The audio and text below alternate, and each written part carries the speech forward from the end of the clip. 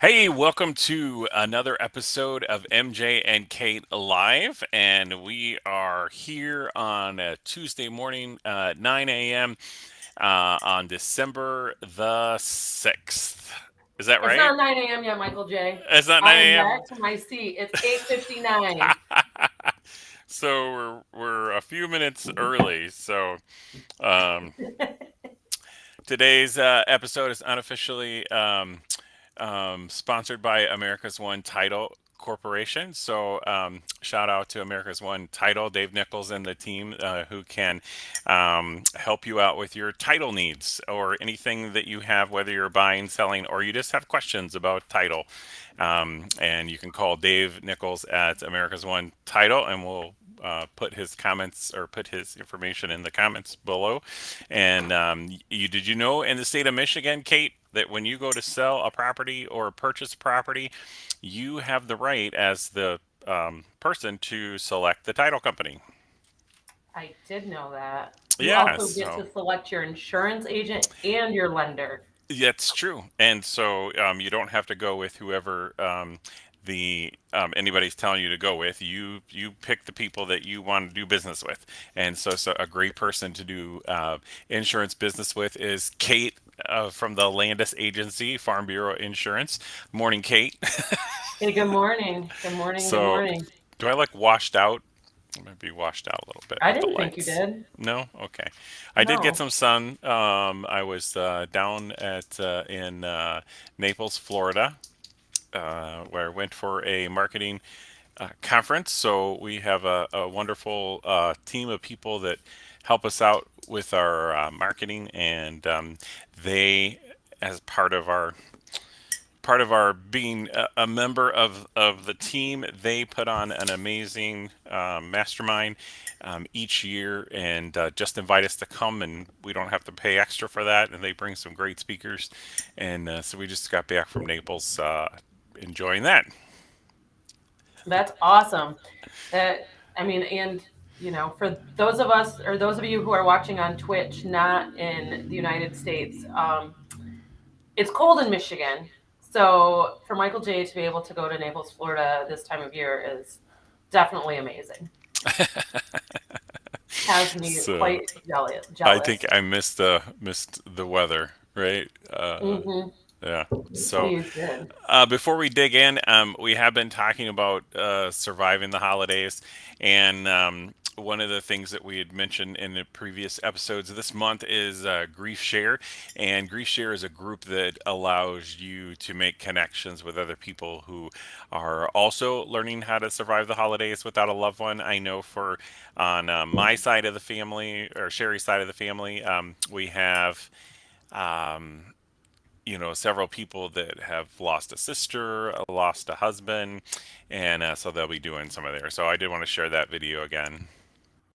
For some of you coming up the holidays, they may be a little bit painful, especially for those of us that have experienced recent loss of a loved one, wondering how you might survive the weekend surrounded by Thanksgiving, either Christmas, and you are dreading these particular holidays coming up and knowing that everything has changed and happy memories from years past might be a little bit different. So we did want to point out that you can look for a local grief share group, and grief share has lots of opportunities for you to meet other people who are experiencing similar situations. And we want to give you four ways to kind of plan for this. And so number one is to plan and prioritize. Some tips around that might be decide ahead of time what you're going to do, where you're going to go for the holidays. Maybe that the time to start a new tradition. Maybe there's things that you've done in the past and you want to do something a little bit different and ask for help. But you definitely want to plan and prioritize and then pace yourself. No one expects you to be 100% where you're going to do where you're going to be, and then make sure you're taking care of yourself. That you're drinking plenty of water, you're eating regular meals, and you're maybe getting a little exercise, like heading out and walking. And then also think about people versus privacy. Are you wanting to be around a lot of people or not being around a lot of people? So kind of make some of those things, decide some of those things ahead of time, and then have an exit plan if you are going to go somewhere, and that you'll be able to leave when you want to, and then kind of take in perspective. There may be other people there that are grieving as well, and then sort of have a script, if you will, that you'll be able to share with people about kind of what's going on. So surviving the holidays and grief share, definitely know that we're praying for you.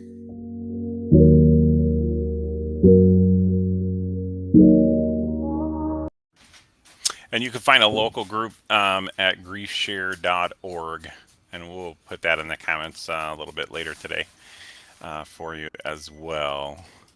So today, Kate, we thought it might be a good opportunity to talk about getting ready for end of the year type stuff, especially when it comes to insurance and things that you may not have thought about, as well as preparing your home.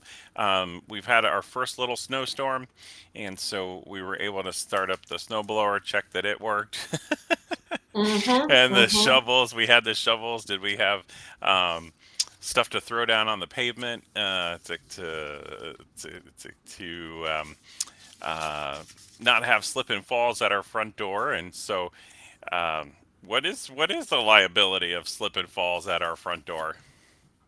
That is the responsibility of the owner. Even um, so, Michael J and I both live on corner lots, so we have more responsibility than our neighbors who don't have the corner lot, because it is also our responsibility as the corner lot owner to keep that handicap accessible part of the sidewalk plowed and accessible and free from ice and snow. And if someone were to have a slip and fall, hopefully your homeowner's insurance is set up properly and you've worked with an advisor who has made sure those liability limits are correct, because then you don't have to really worry about anything other than maybe the headache of having to go through the whole legal process, because the home insurance process does include a liability claim to be brought against you as the homeowner. So that is part of the process, even though it's annoying.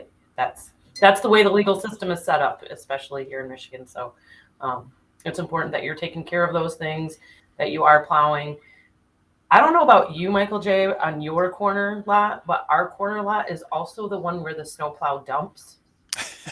And why it won't dump at the end of a cul-de-sac where no one lives, there's no house, there's no sidewalk, there's nothing. They could just dump the snow there. Instead, they literally dump a big bulk of the snow in front of us.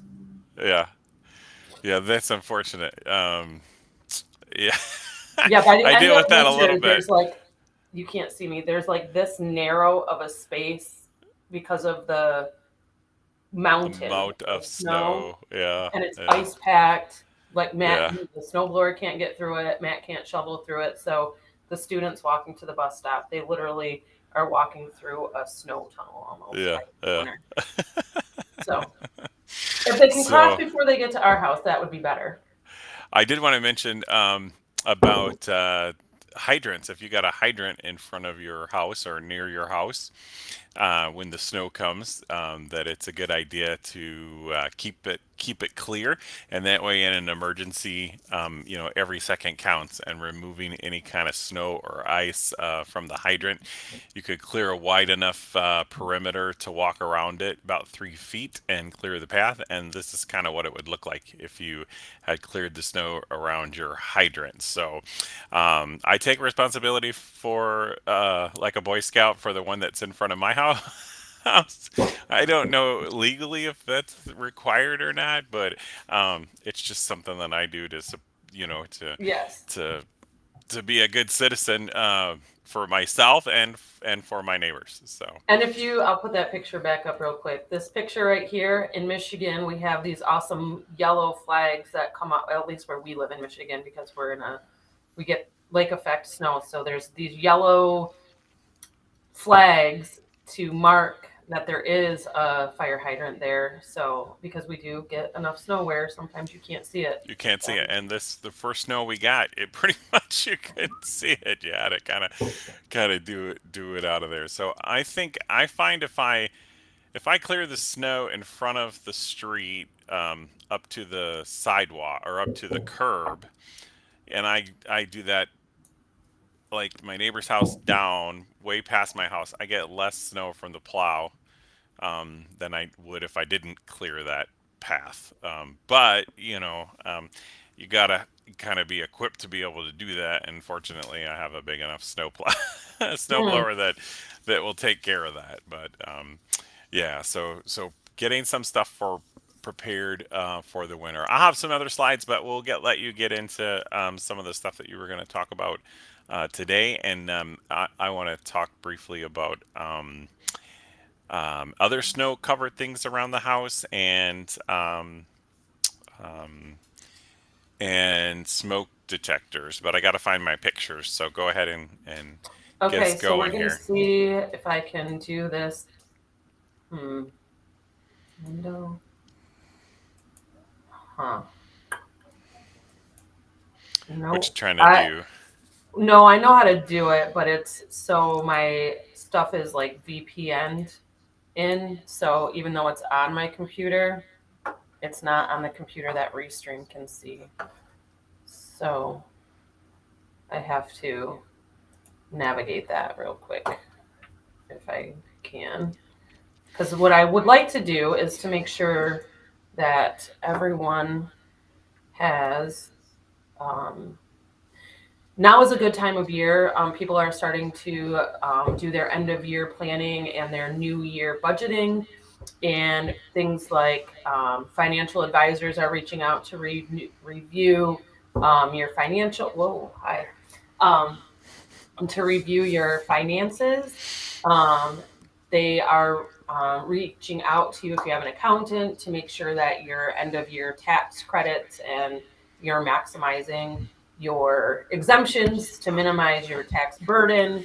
And one of those things includes making sure any good financial advisor will tell you to look at your insurance policy to make sure that not only are you getting necessarily the best rate, but you're also protected properly, because why else would you plan financially for your future if you're not protecting it?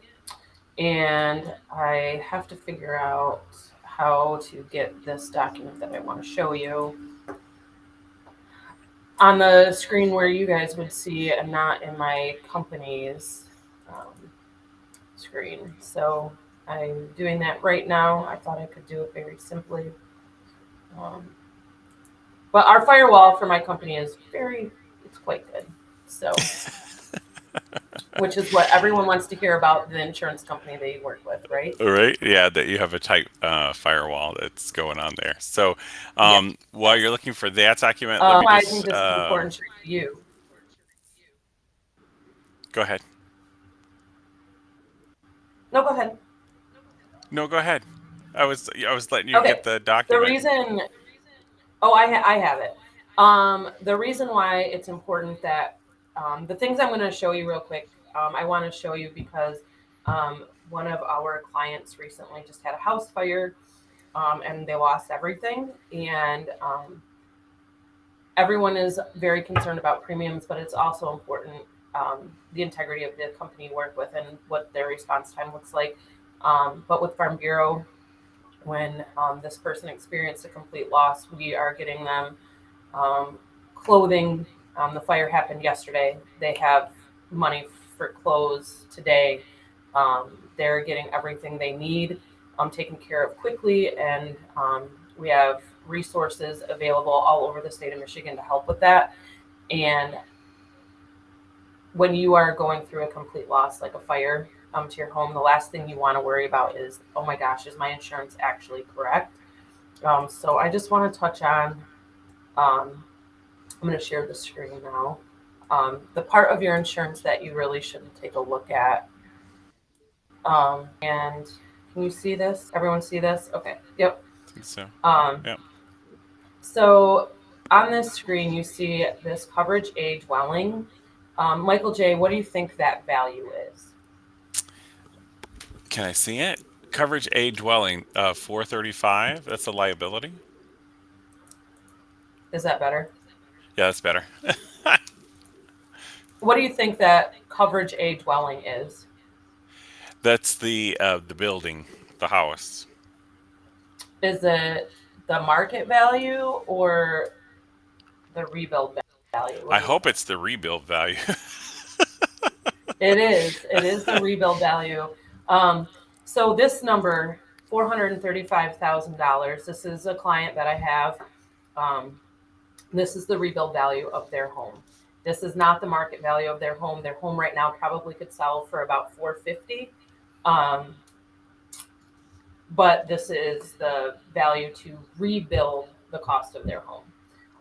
And the reason why those numbers are different is because the market is different and you are only rebuilding the home. You are not rebuilding the land that it's on.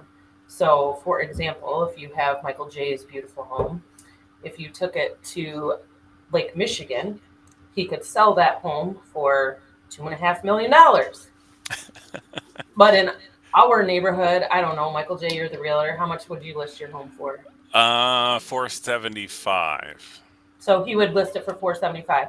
So the rebuild value of that 475 home or that $2.5 million home is actually about the same because the lakeshore is in the same region as where we live, right?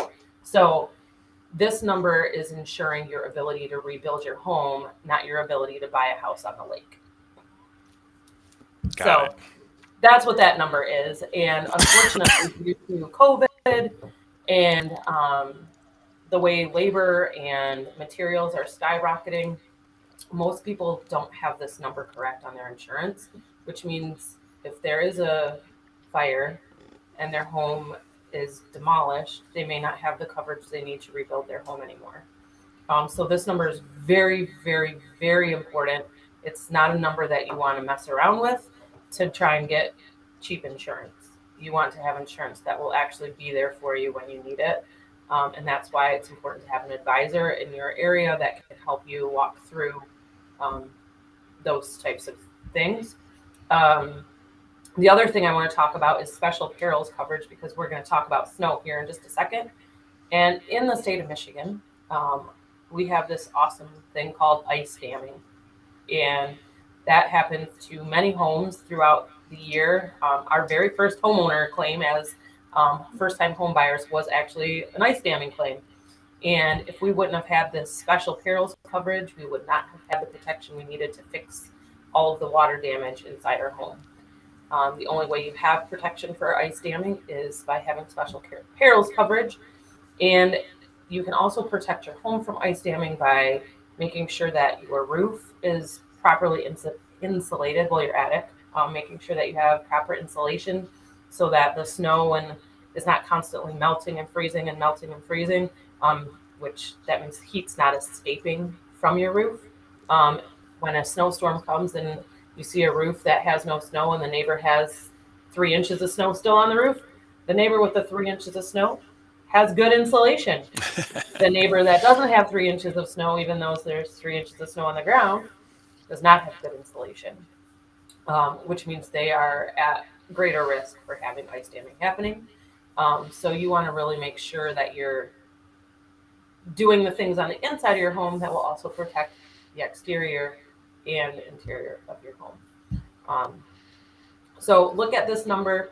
If you have not talked to someone in the last year, you need to talk to someone. It needs to keep up with the rate of rebuilding your home.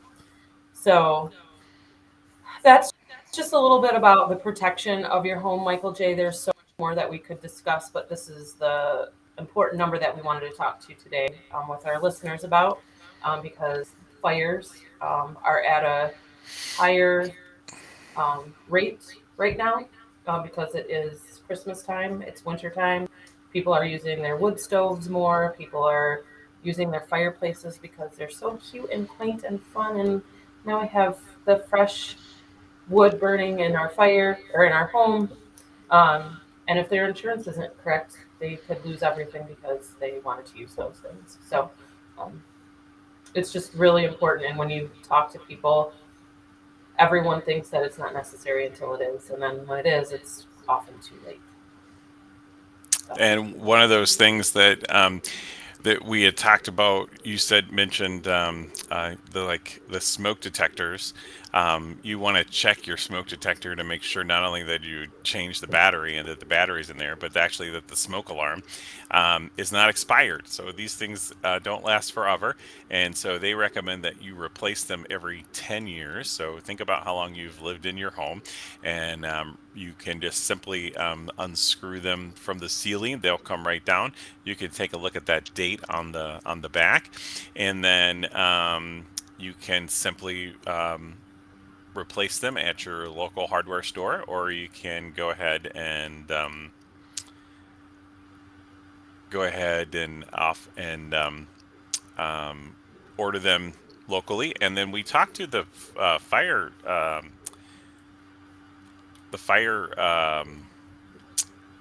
who was it? The fire The captain the from the captain, fire yeah, department at at the Grand fire Rapids. department, and that they do offer some of those at no cost if you don't have any. So if you have 10 in your house, they're probably not going to come out and replace all 10 of those. But if you don't have one, they're going to help you out with that. The other thing around the house is things like your gas meter, and also the outlets that you have around your house, the little PVC pipes that are sticking out that bring fresh air into your heating, and also provide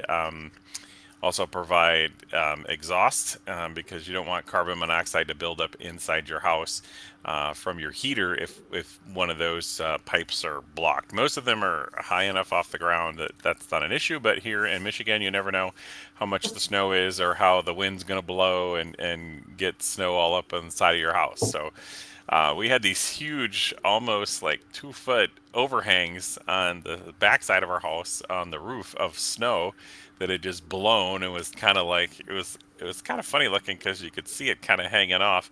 But I was kind of worried about those, so I got something to knock those all down once the sun came out. So I didn't have frozen water in all my gutter systems. So Yes. If you have icicles on your gutters, you should probably get your insulation checked. And it's something that can cause ice dam. Like it's a sign that you might be at risk for ice damming. So you want to just make sure that you have your gutters cleaned. That really helps protect your home. Oddly enough, it's actually kind of warm enough. You could clean your gutters today in Michigan. Yeah. What's it going to be? A whole balmy 50 today? Yeah, I mean, it looks like a normal like October day. There's actually a tree in front of my office. I should take a picture and share it with all of you. It still has all its leaves on it. Okay. They're Okay. brown and Yeah. dead, Yeah. but for whatever that tree is just holding Just on strong. hanging on to those things. So, yeah, maybe today's the day if you need get any holiday lights out, you could do that today. Yes. So, Um, that's something I found out moving to Michigan is that you got to plan ahead for that kind of stuff because if you wait too much into December, is just absolutely ridiculously cold to even try to attempt to climb up on a ladder. yes, it is, and I still have to do that. So maybe I'll get that done Sunday. I don't Yeah, know. yeah. Um, Other things that people this time of year tend to forget are candles burning because people like the smell of vanilla or pine or whatever it is, their favorite scent that they've got going on in their home. Candles tend to get left unattended right now. So make sure that you are. Um, that's interesting. We've got a Fisher scammer comment in our Yeah, chat. I saw that. I saw Uh, that. Hi, Drigger 35P62. Uh, But anywho, make sure that you are putting your candles out and don't put candles with hot wax in the trash. Um, if you are lighting the candles, don't put your match in the trash can.